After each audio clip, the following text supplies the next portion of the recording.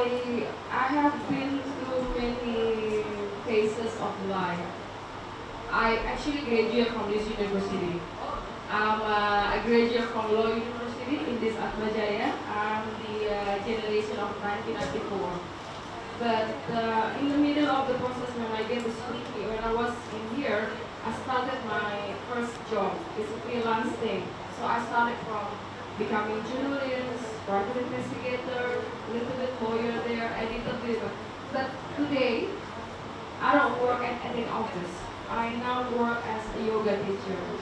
I have been starting teaching, no, practicing since 2006, and then start teaching 2012.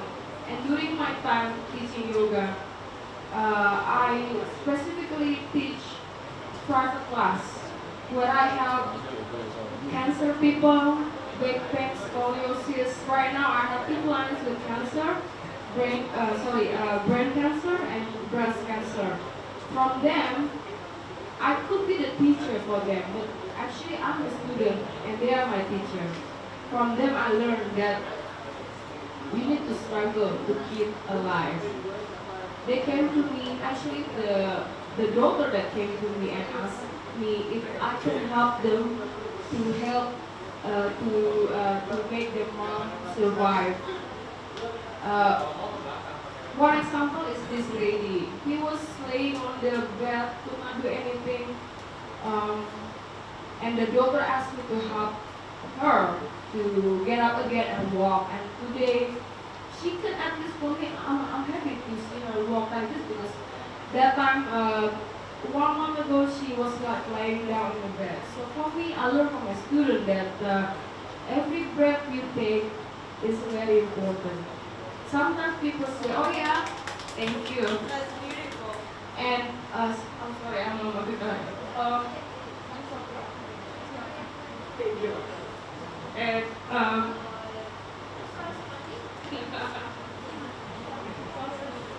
It's my big sister. thank you.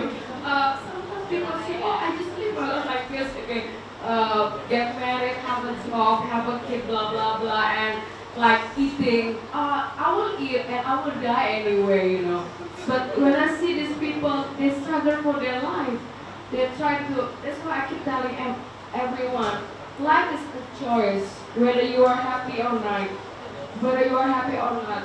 So, if you can struggle for your life, why not? You know, right now I like Elon Musk. I know well, he's handsome, yes, I know, but it's not the reason why I like him. But he wants to create a new space for people to live in. It's something like you need to fight for your life. So that's why I write about that. I learned from my client that every single second in your life, you need to struggle for it. Make it beautiful because like my life is different from you, your life is different from mine, but we can still at least work on it to make it beautiful. Everyone matters. I'm created maybe to be a yoga teacher. You are created to be someone else. But at least from anything that you do, be kind to yourself, be kind to others, be a beneficial person for others. For me, when I do, because I'm a Catholic, no, I was not a Catholic. Today I'm a Catholic. And in Catholic we believe that when you help others, it's not because you want something from God. It's because God has given you so many things and you need to share it with others. And then today I realized that everyone's life is beautiful. My life is beautiful. Why? Because, okay, one more thing is that I live in a cost. Anyone live in a cost? Oh, okay. I thought the cost is only like, okay, 4 times 4 with a bathroom, blah, blah, blah. Until I have a client, she is very rich. I mention her name, you will know. She said to me, for her to be rich is to have tea, coffee, and whatever ready, and she just need to put a hot water. For her, it's like a privilege. Then I tell her, but I have it in my room, you know. And then she said, and she looked at me like that. But then you are rich. Then I just realized it's only a simple conversation, but it makes me be thankful. Oh my God, I am rich. I have everything that I want in my life. I have my clothes under my bag. I have still my money there. I have a job to do. I can still see people. I can still standing here, meeting you guys, coming here, meeting all these beautiful people, compared to the lady who has a brain cancer. Sorry, a brain cancer. So again, for me, please everyone, fight for your life because your life, if you fight for it, your life will be beautiful. And everyone matters, no matter who you are. Thank you. That's beautiful. Very beautiful story. It's a deep those paragraphs come from your deep contemplation and your relationship Yes. with people surround you.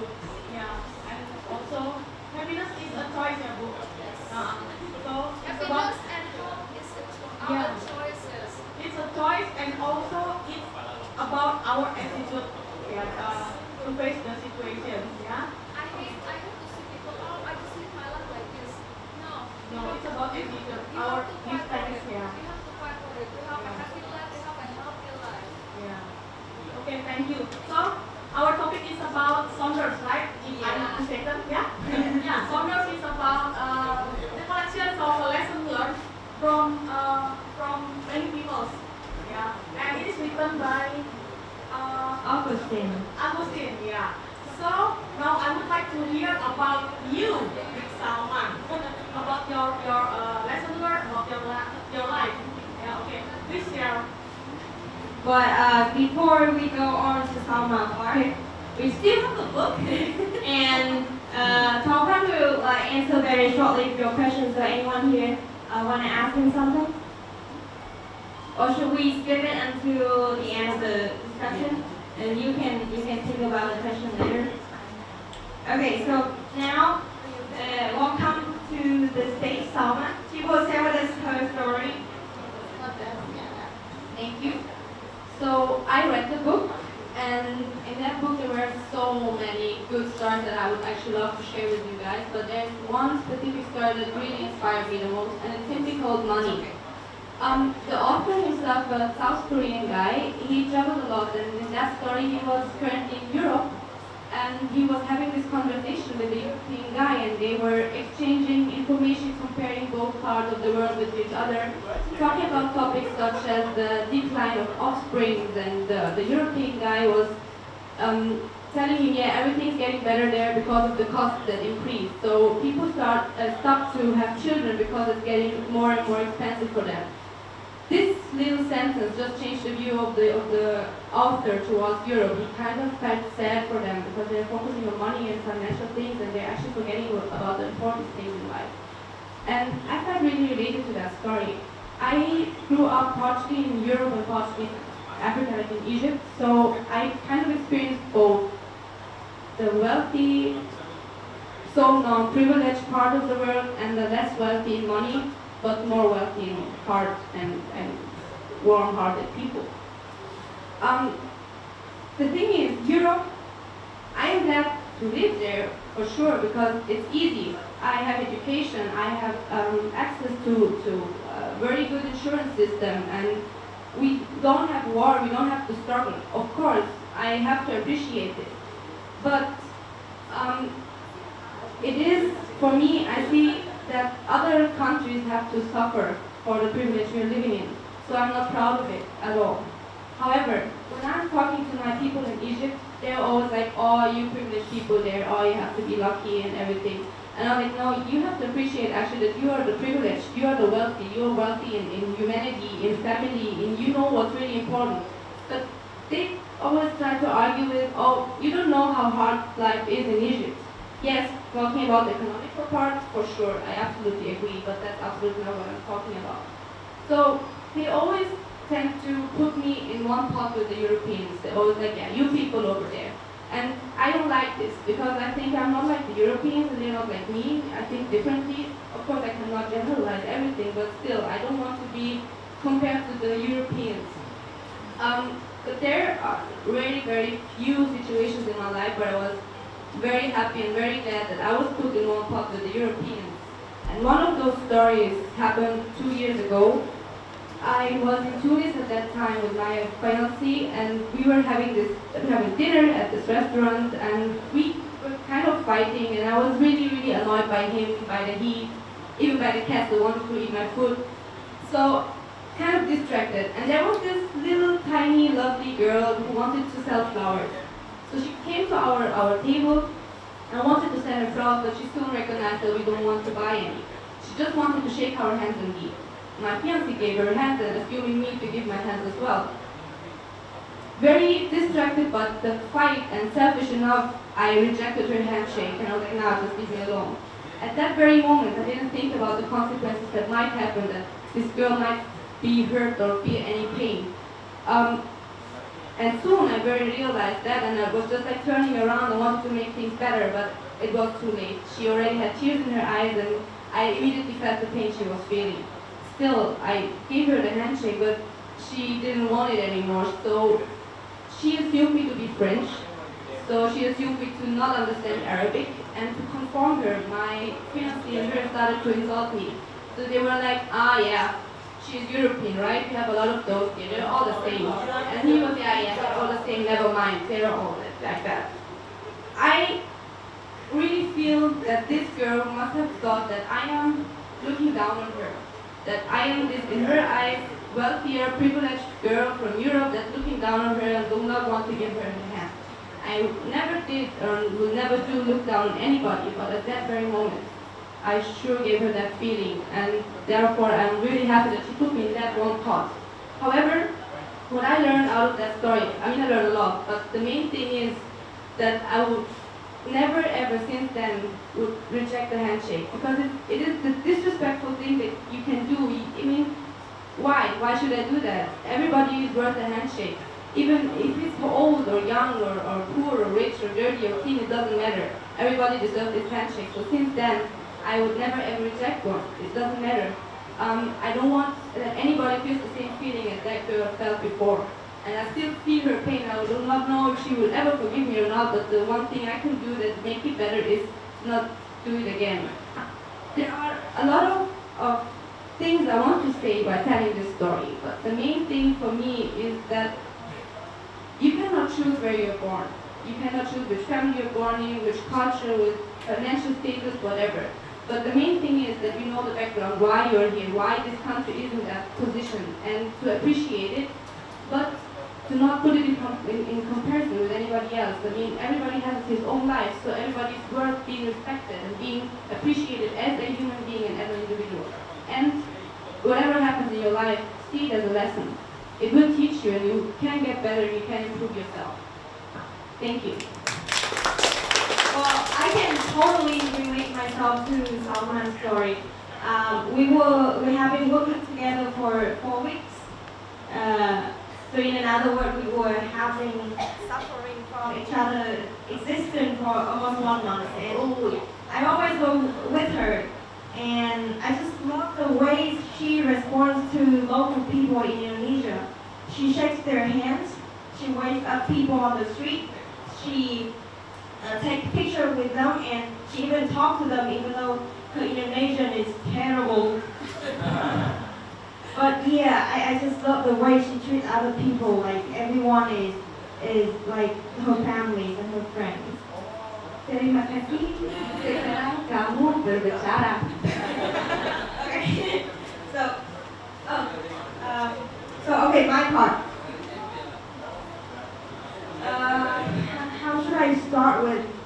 So I have the idea of what I'm gonna sharing today after reading the book, the story called "The Lost Umbrella," written by Augustine on his book Just As It Is.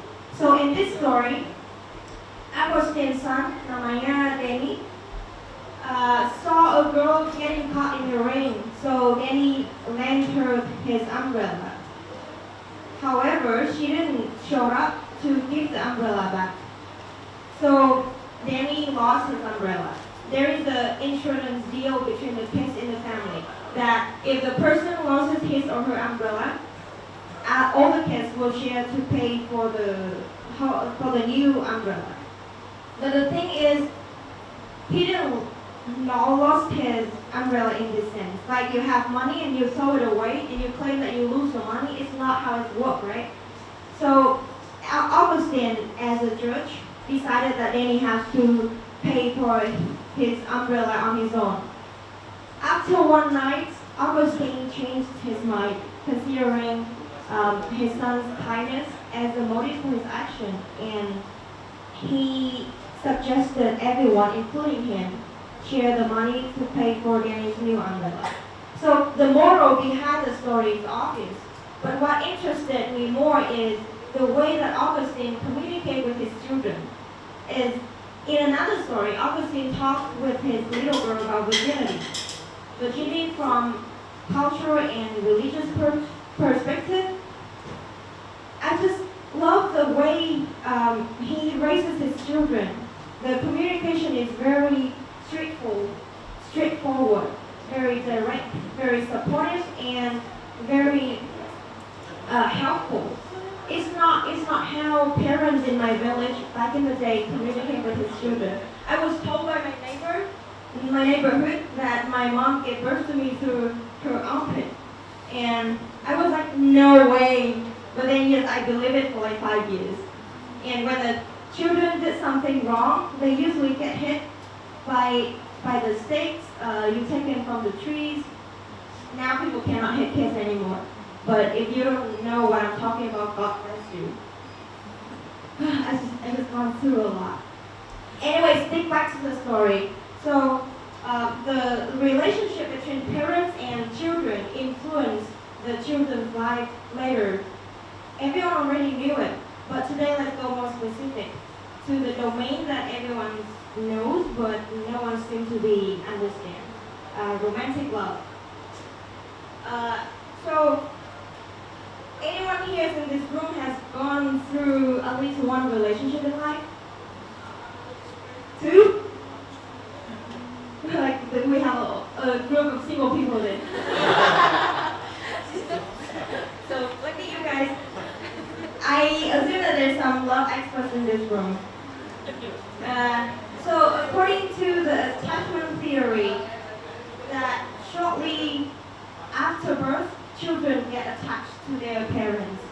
And psychologists define attachment as the deep emotional bond that you have that makes you want to be with someone. That's why when people go away, you miss them. So when parents go away, some children cry a lot, some children just cry a bit, and some just don't care. They have different attachment styles. And the styles that you have as a child might follow you into your romantic relationship throughout your life. And to see which category you belong to, let's find out. We have 3 attachment styles. The first one is anxious, second one is avoidant, and the last one is secure. Let's go with the first one. So anxious people are those who tells you that they find their real love every week. They find it very easy to like someone and they settle very soon. Even for someone that they don't know well, they want to love and they want to be loved like crazy.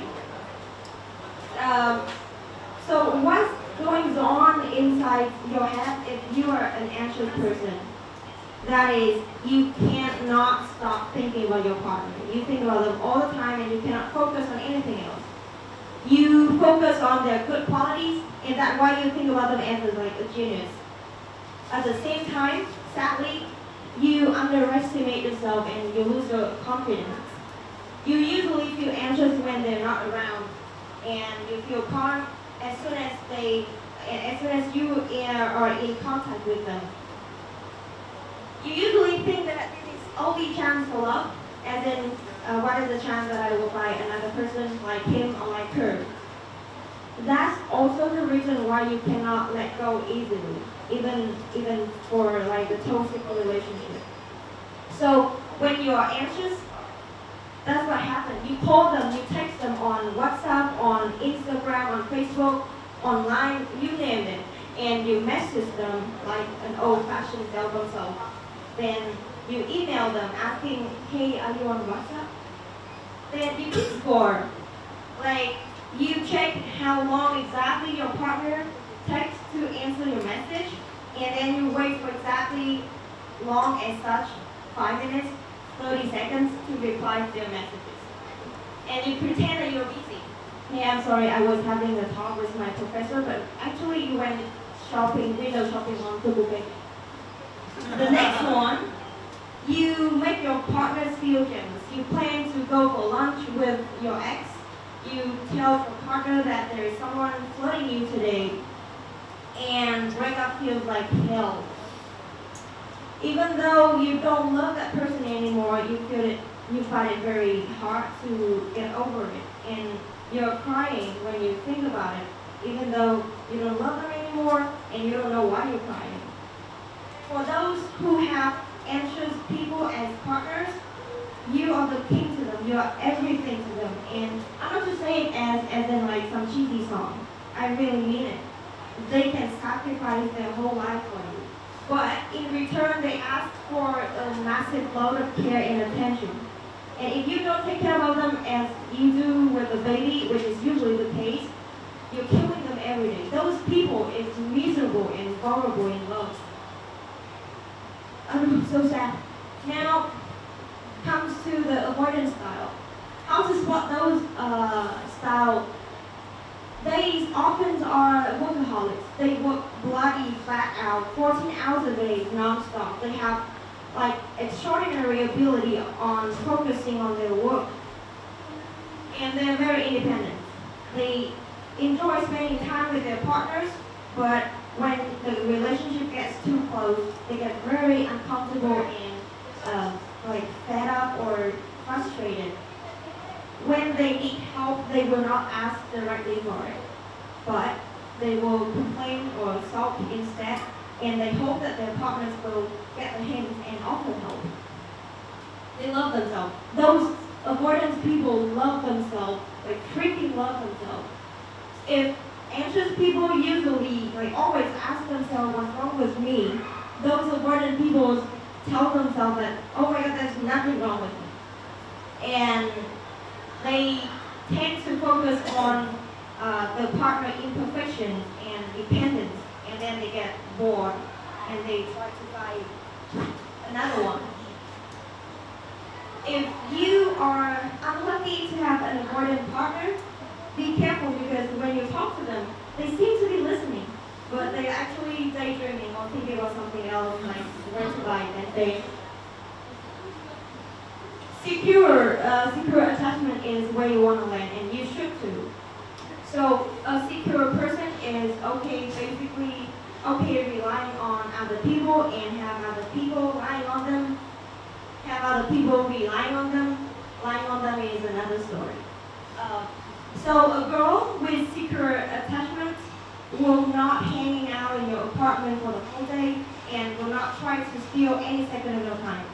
Also, she will not avoid you when you want the relationship to get more serious. So now, can anyone relate yet? If not, don't worry, because you might fall to 5% of the populations who have mixed style, like secure, anxious, or anxious avoidant. Let's go back in time to their childhood to see what happened to them that influenced in their adulthood. So, for the first year of life, an infant baby is a real boss. They are never wrong. There's 2 rules. Rule 1, they're always right. Rule 2, if they are wrong, please see rule 1. Dealing with an infant baby is never easy. No one said that it's easy. But patient love and responsiveness pay off. We will have a healthy baby, physically and mentally. And those babies, when they grow up, they will be better able to control their emotion, be confident in exploring the world, and they will be more caring than insecure people. So those babies are 100% dependent on their caregiver, usually the mother, to have their needs met. But usually, sometimes the needs are not met. Like the mother frequently doesn't show up when the baby is hungry or scared, and it's maybe because of the mother's, like a period, maybe because of the mother's death. Whatever the abandon is, the child's existence is in danger.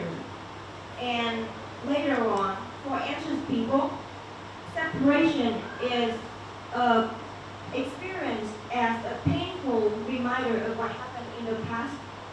So they find it very, very hard to deal with long distance relationship. They don't want even short separations.